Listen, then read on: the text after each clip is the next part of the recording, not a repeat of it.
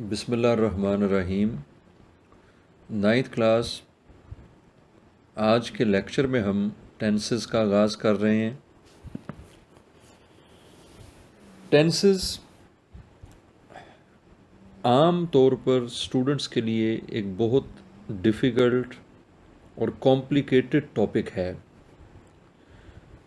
लेकिन अगर आप इसे सही तरीके से करें और टू द पॉइंट करें तो ये कोई मुश्किल टॉपिक नहीं है। ये एक one of the easiest topics है। टेंस वर्ड को उर्दू में अगर हम एक्सप्लेन करें तो इसके हमारे पास 3 मीनिंग्स हैं। नंबर 1 ज़माना, नंबर 2 काम, या अरेबिक में हम इसे फ़ेल कहते हैं। फ़ेल को उर्दू में फिर काम कहा जाता है। और नंबर 3 ये ज़माने से रिलेटेड वर्ड है और ये है वक्त। तो इस तरह से टेंस के जो 3 मीनिंग्स हैं उनमें एक ज़माना, दूसरा काम और तीसरा वक्त। और इस एतबार से अगर हम टेंस को इंतहाई सादा अल्फाज में बताएं तो टेंस या टेंसेस ऐसे प्रिंसिपल्स यानी असूलों को कहा जाता है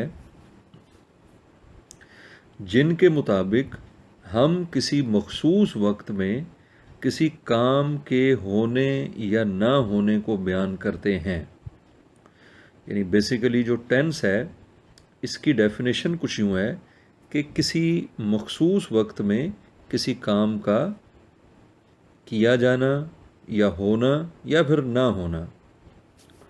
और इस एतबार से हम इस नतीजे पर पहुंचते हैं कि टेंस जो है वो टाइम प्लस एक्शन है।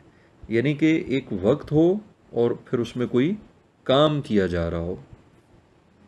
इसके अलावा ये जो टेंस वर्ड है जिसके मैंने आपको 3 उर्दू में मीनिंग्स बताए हैं, ये यानी कि tense, the word tense has been derived from a Latin word Tempest.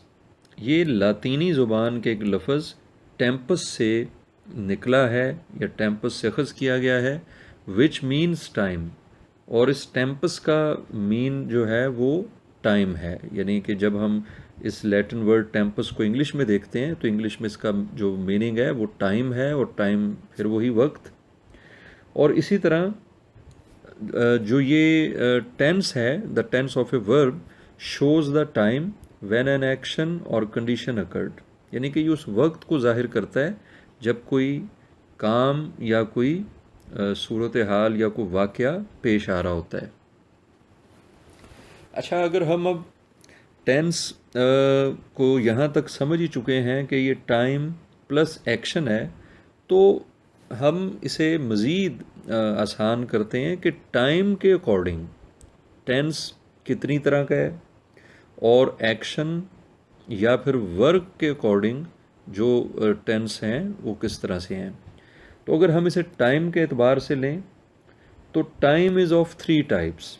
यानी वक्त पूरी कायनात में 3 तरह का होता है। नंबर 1 प्रेजेंट यानी मौजूदा वक़्त, हाल का वक़्त, ज़माना हाल। पास्ट ज़माना माजी, एंड फ्यूचर ज़माना मुस्तकबिल। वक्त की इसके अलावा कोई टाइप नहीं है। यानी कि या तो वक्त आपका प्रेजेंट है या पास्ट है या फिर फ्यूचर है। और इसी तरह जब हम एक्शन और वर्क की तरफ देखते हैं तो according to nature work is divided into 4 types. काम की जो नौयत है वो 4 तरह की होती है।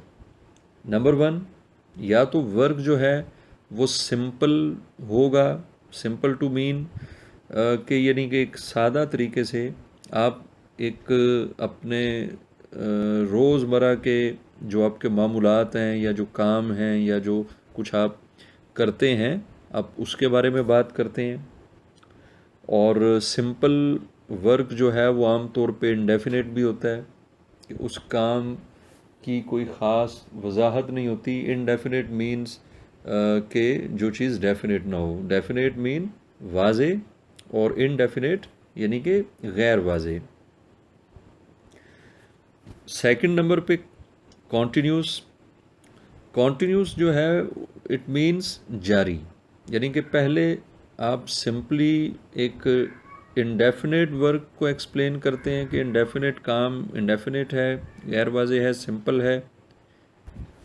सेकंड टाइप में कॉन्टिन्यूस यानी काम जारी शक्ल में होता है। और थर्ड फॉर्म या टाइप इसकी परफेक्ट, यानी कि अगर कोई काम जारी है तो वो किसी न किसी वक्त मुकम्मल भी होगा। परफेक्ट मीन्स कंप्लीट, मुकम्मल। और फिर एक फोर्थ टाइप भी है अकॉर्डिंग टू नेचर वर्क की, और वो है परफेक्ट कॉन्टिन्यूस यानी कि मुकम्मल जारी। इसमें बेसिकली कोई काम ऐसा होता है जो होता जारी है, मगर वो कुछ अरसे में या बहुत जल्दी वो काम अब मुकम्मल होने वाला होता है।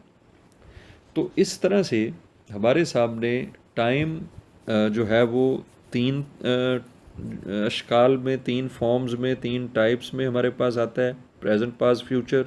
और जो वर्क है इन तीनों टाइम्स में, इन तीनों ज़मानों में, वो चार तरह का है। या वो सिंपल और इनडेफिनेट है, या कॉन्टिन्यूस है, या परफेक्ट है, या परफेक्ट कॉन्टिन्यूस है। तो इस के बाद जैसे कि हमने देखा कि टाइम तीन तरह यानी प्रेजेंट, पास्ट और फ्यूचर की शक्ल में ही होता है, और इन तीनों ज़मानों में होने वाले काम की नौयत चार तरह की होती है। तो हम एक चार्ट में इसको एक्सप्लेन कर देते हैं। ये चार्ट आपको साथ साथ वीडियो में दिखाया जा रहा होगा। इसमें प्रेजेंट, पास्ट और फ्यूचर, इन तीनों को हम यानी कि इन तीनों टाइम्स को या इन तीनों ज़मानों में हम ये चार चार तरह का काम जो है वो इंसर्ट कर देते हैं, पुट कर देते हैं। कि यहाँ पर अगर फ़र्ज़ करें कि प्रेजेंट टेंस में सिंपल, कॉन्टिन्यूस, परफेक्ट और परफेक्ट कॉन्टिन्यूस तरह के काम होते हैं, तो इसी तरह पास्ट में भी होते होंगे, और फिर इसी तरह आइंदा फ्यूचर में भी होंगे। तो जब हम इन चार कामों को तीनों टेंसेस में रख देते हैं, तो टेंसेस यानी एक्टिव वॉइस टेंसेस की जो कुल तादाद हमारे पास आती है वो 12 है। और यहाँ ये वजाहत भी मैं कर दूँ कि जो टेंसेस हैं ये दो तरह के, यानी कि इनकी जो नौयत है या इनका जो वॉइस है ये दो तरह का होता है। और याद रहे कि वॉइस लफ्ज़ VOICE, वॉइस इंग्लिश जो आपके सिंपल वर्ड्स हैं उसमें इसका मीनिंग आवाज़ है। यानी कि अगर आप प्रोज इंग्लिश लेते हैं तो उसमें वॉइस का मीनिंग आवाज़ है, और जब हम ग्रामर में वॉइस का मीनिंग लेते हैं तो वो आवाज़ नहीं है। यहाँ पर ग्रामर में इसका मीनिंग होता है तर्ज बयान, वे ऑफ नरेशन। तो according to voice tenses two types में हैं, दो तरह के हैं। वन एक्टिव वॉइस और सेकंड पैसिव वॉइस। और एक्टिव वॉइस और पैसिव वॉइस के मजमूए को, इनके कलेक्शन को टेंसेस कहा जाता है। और इनकी तादाद जो एक्टिव वॉइस हैं वो 12 हैं, जैसे कि अभी हमने देखा कि 4 प्रेजेंट में, 4 पास्ट में एंड 4 फ्यूचर में जो काम हो रहे हैं, तो ये टोटल 12 बन गए। और इसी तरह से पैसिव वॉइस में भी इन तीनों टाइम्स या ज़मानों के अंदर जो काम हैं वो 9 टाइप्स पर मुश्तमिल हैं, यानी 3 प्रेजेंट, 3 पास्ट एंड 3 फ्यूचर। अभी जो हमने चार तरह का काम देखा है, सिंपल और indefinite, continuous, perfect and perfect continuous, तो इसमें जो पैसिव वॉइस के अंदर आप तीन तीन तरह का काम देखते हैं उसमें परफेक्ट कॉन्टिन्यूस नहीं होगा। यानी कि आप यूँ कह सकते हैं कि सिंपल और इंडेफिनेट और इसी तरह कॉन्टिन्यूस और परफेक्ट, ये तीन टाइप्स पैसिव वॉइस में होती हैं। यानी कि ये तीन टाइप्स प्रेजेंट की भी हैं, पास्ट की भी हैं एंड फ्यूचर की भी हैं। तो ये 3 + 3 + 3 9 बन जाते हैं। तो 12 एक्टिव वॉइस टेंसेज हैं और 9 पैसिव वॉइस टेंसेज हैं।